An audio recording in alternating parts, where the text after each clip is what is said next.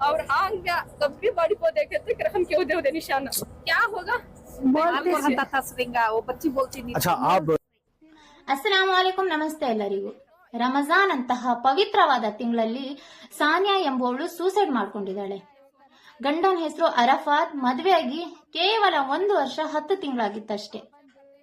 ಮನೆಯವ್ರು ಹೇಳೋ ಪ್ರಕಾರ ಸಾನಿಯಾ ಗಂಡ ಮತ್ತೆ ಅತ್ತೆ ಮಾವ ನಾದ್ನಿ ತುಂಬಾ ಕಾಟ ಕೊಡ್ತಿದ್ರು, ತುಂಬಾ ಕಿರುಕುಳ ಕೊಡ್ತಿದ್ರು. ಕೆಲ್ಸಕ್ಕೆ ಹೋಗು, ಮನೆಯಿಂದ ದುಡ್ಡು ತಗೋಬಾ, ಹೊಡಿತಿದ್ರು. ಅರಫಾತ್ ಹೊಡಿತಿದ್ದ ಅಂತ ಅವ್ರ ಮನೆಯವರೆಲ್ಲ ಹೇಳೋ ಪ್ರಕಾರ. ನಿನ್ನೆ ಸಂಜೆ ಸಾನಿಯಾನ್ ಗಂಡ ಅರಫಾತ್ ಸಾನಿಯಾ ಅಮ್ಮನಿಗೆ ಕಾಲ್ ಮಾಡ್ತಾನೆ.